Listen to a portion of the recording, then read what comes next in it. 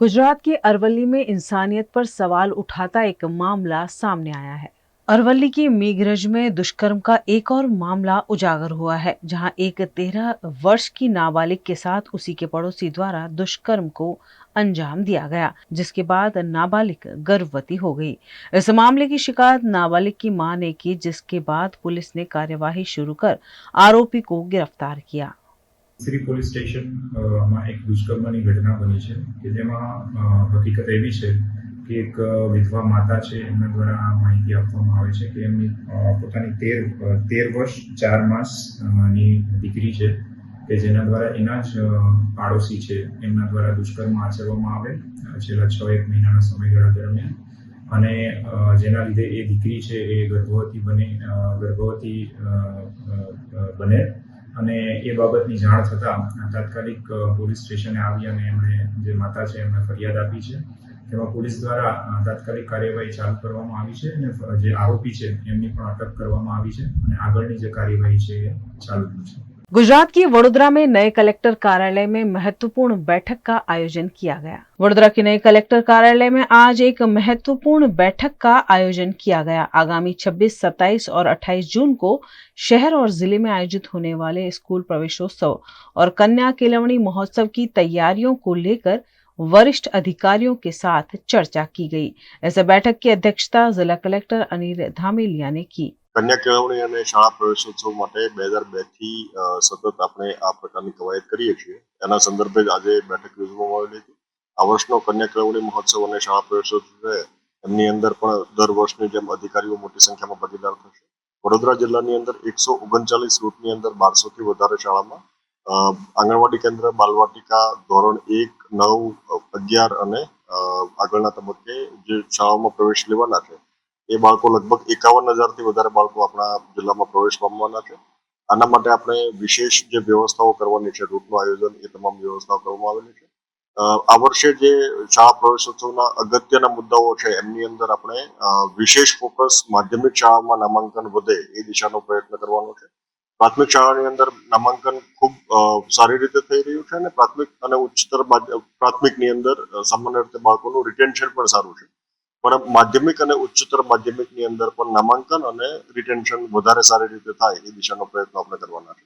આ ઉપરાંત આપણે શાળા વ્યવસ્થાપન સમિતિને નવેસરથી બનાવવાની છે, જે માટે આપણે જે નવી શિક્ષણ નીતિ છે એ અંતર્ગત આપણે વિશેષ કવાયત કરીને તમામ શાળાઓની અંદર નવી શાળા વ્યવસ્થાપન સમિતિ બને, એમનું માળખું પણ ત્યાંથી નિર્ધારિત કરવામાં આવ્યું છે અને એ માળખા મુજબ આપણે દરેક ગામની અંદર સમિતિ બને એ માટે પણ વ્યવસ્થા કરવાના છે।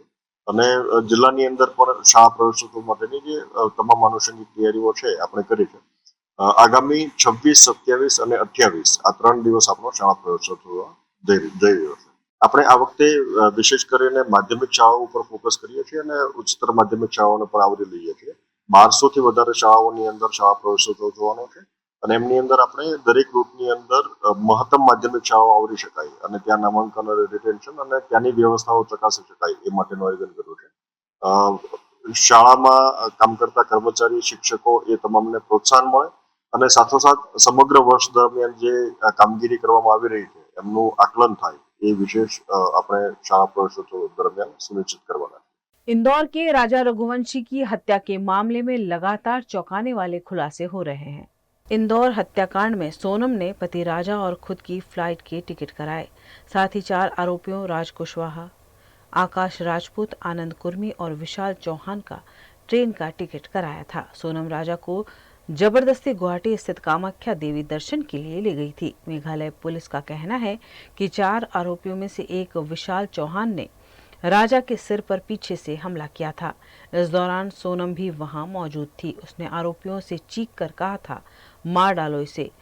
वहीं अब मेघालय के मंत्री अलेक्जेंडर लालू हेक ने कहा, हम राजा और सोनम रघुवंशी के परिवारों से माफी की मांग कर रहे हैं, क्योंकि उन्होंने मेघालय और उनके लोगों की छवि को धूमिल किया है। अन्यथा हम उनके खिलाफ मानहानि का मुकदमा दायर करेंगे। इंदौर में क्राइम ब्रांच के एएसपी पूनमचंद यादव ने बताया कि सभी आरोपी स्कीम नंबर 155 के खाली मैदान में मिलते थे। आरोपी नया मोबाइल और नए सिम इस्तेमाल कर रहे थे। आरोपी विशाल के घर से हत्या के दौरान पहने गए शर्ट और जींस को जब्त किया गया है। कपड़ों को फॉरेंसिक जांच के लिए भेजा जाएगा।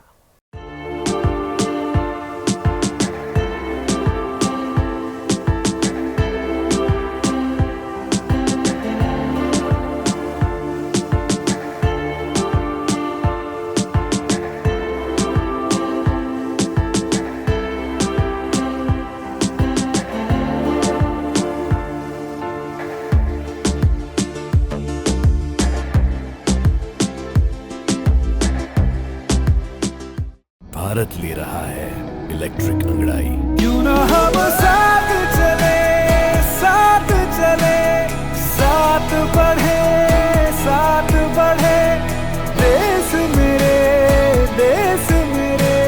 देश को ले जाए नई दिशा की ओर। आपका जॉय, भारत का जॉय। વડોદરાના ઘણા વિસ્તારો જેમ કે અકોટા, માંજલપુર, અલકાપુરી, મકરપુરા વગેરે વગેરે વિસ્તારોના લોકો ચિંતામાં છે। આ ચિંતાનું કારણ છે વડોદરાના લોકોમાં વધતી ઈર્ષા। જી હા, અને આ ઈર્ષાનો સ્ત્રોત છે તરસાલી એરિયામાં આવેલ રેઝિડેન્શિયલ પ્રોજેક્ટ દર્શનમ પ્લેસ। ઘણી બધી એમિનિટીઝથી ભરપૂર આ 2 અને 3 BHK પ્રોજેક્ટ બની ગયો છે નવા ઘર શોધવાવાળા લોકો માટે એક અનોખો અવસર।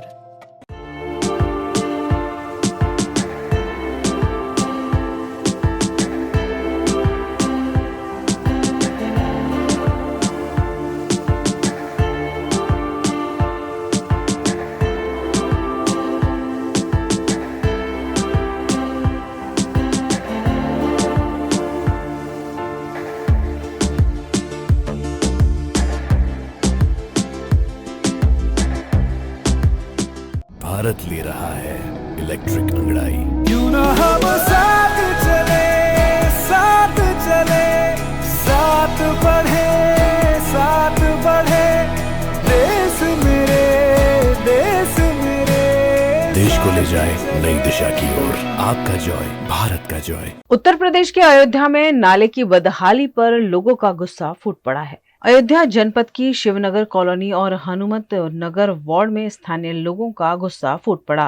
बरसात से पहले नाले की सफाई और मरम्मत की मांग को लेकर कॉलोनी वासियों ने नगर निगम के खिलाफ मोर्चा खोल दिया और सड़कों पर उतरकर जमकर प्रदर्शन किया। नागरिकों ने चेतावनी दी कि अगर जल्द ही नाले की सफाई नहीं करवाई गई तो आंदोलन और उग्र होगा। शिवनगर का मुख्य मार्ग है। प्रवेश करते ही यहाँ जो नाला आप देख रहे हैं बीचों बीच बना है, ये बरसों पुराना नाला है। आज इस स्थिति में जर्जर है कि 4 पहिया वाहन की छोड़िए, कार गाड़ी छोड़िए, यहाँ पर ट्रैक्टर तक फंस चुका है। हम लोगों ने निकलवाया है और लोग आए दिन चोटिल हो रहे हैं। मानसून सर पर है, मानसून आने पर ये पूरी सड़क जो है पानी से लबालब भरी होगी।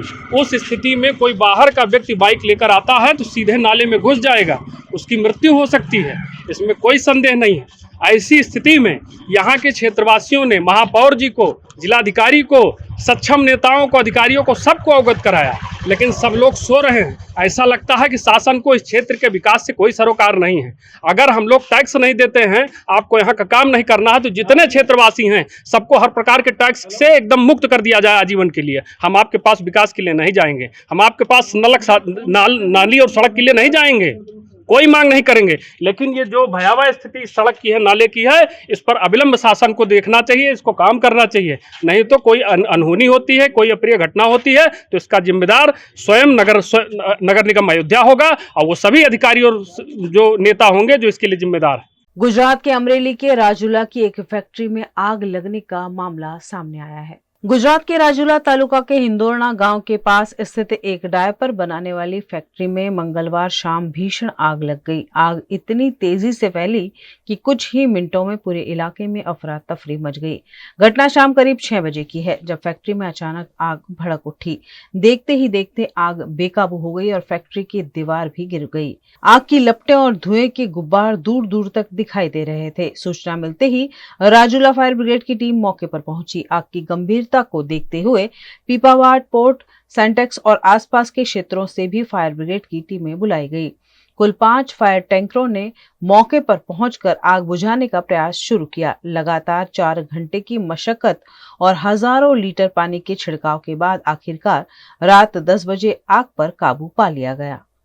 રાજુલાની પાસે આવેલા હિંડોળા ગામની બાજુમાં આવેલી લીવમોર હેલ્થ કંપનીની અંદર આગ લાગવાની ઘટના બનેલી હતી. સાંજના 5:30 વાગ્યાની આજુબાજુની અંદર આ આગની ઘટના બનેલી હતી, જેની ટેલિફોનિક જાણ ફાયર એન્ડ ઇમરજન્સી સર્વિસ અમરેલીના કંટ્રોલ રૂમ ખાતે થતા તાત્કાલિક ધોરણે સૌથી પહેલા પ્રાથમિક ધોરણે રાજુલા, જાફરાબાદ અને આસપાસમાં આવેલી પ્રાઇવેટ ઇન્ડસ્ટ્રીના ફાયર ટેન્ડરોને જાણ કરવામાં આવેલી હતી. તાત્કાલિક ધોરણે ફાયર એન્ડ ઇમરજન્સી સર્વિસની 4 ટીમો ઘટનાસ્થળ પર પહોંચી હતી અને રિસ્પોન્સ કર્યો હતો. ત્યારબાદ આગ થોડી વધારે વિકરાળ સાબિત થતા अमरेली डिस्ट्रिक्ट हेडक्वार्टर खाते थी टोटल 2 टीमों ने रवाना करवामां आवेली छे। गर्मियों की छुट्टियों में लोग अपने परिवार के साथ समय बिताने खास जगहों पर घूमने जाते हैं। ऐसी एक जगह सूरत में भी है, जहां पर्यटक बड़ी संख्या में घूमने आ रहे हैं। सूरत के सरथाणा प्राणी संग्रहालय और नेचर पार्क को इस बार गर्मी की छुट्टियों में जबरदस्त रिस्पांस मिला है। 5 मई से 8 जून तक के अवकाश के दौरान यहाँ लाखों की संख्या में लोग पहुंचे। इससे नगर निगम को अच्छी खासी आमदनी भी हुई है। गर्मी की छुट्टियों में सूरत वासियों और आसपास के इलाकों के पर्यटकों ने सरथाणा नेचर पार्क का खूब आनंद लिया। महज 1 महीने के भीतर यानी 5 मई से 8 जून तक करीब 1,94,000 लोगों ने यहाँ की सैर की। इस दौरान नेचर पार्क को 40,39,000 रुपए की कमाई हुई, जो पिछले वर्ष की तुलना में काफी अधिक है। દર વર્ષે સરથાણા નેચર પાર્કમાં દિવાળી અને ઉનાળા વેકેશનમાં મોટા પ્રમાણમાં મુલાકાતીઓ મુલાકાત લેતા હોય છે. આ વર્ષે આપણે 5/5/2025થી 8/6/2025 સુધીના સમયગાળા વેકેશનના સમયગાળા દરમિયાન સરથાણા નેચર પાર્ક ખાતે કુલ 1,49,000 જેટલા મુલાકાતીઓએ મુલાકાત લીધેલી હતી અને તેઓની પ્રવેશની ટિકિટ આવક પેટે 40,40,000 રૂપિયા જેટલી આવક થયેલી છે, જે ગયા વર્ષે આ જ વેકેશન પીરિયડના સમયગાળા દરમિયાન 1,40,000 જેટલા વિઝિટરે મુલાકાત લીધેલી હતી અને 38,33,000 જેટલા પ્રવેશ ટિકિટની આવક થઈ હતી, જે ગત વર્ષ કરતાં આ વર્ષે 9,000 જેવા મુલાકાતીઓએ વધુ મુલાકાત લીધેલી છે અને તેઓની પ્રવેશ ટિકિટ આવક કે ગત વર્ષ કરતાં 2 લાખ રૂપિયા જેટલી મહાનગરપાલિકાની વધારે આવક થયેલી છે. જનરલી જે મુલાકાતીઓ હોય છે એ લોકોને કેનાઇન ફેલાઇનનું સેક્શન વધારે એટ્રેક્શન હોય છે, જેમ કે વાઘ, સિંહ, દીપડા, રીંછ અને હિપ્પો જે વધારે આકર્ષણનું જગ્યા હોય છે ને ત્યાં તે લોકોના કેદ સામે મોટા પ્રમાણમાં મુલાકાતીઓ જોવા મળતા હોય છે.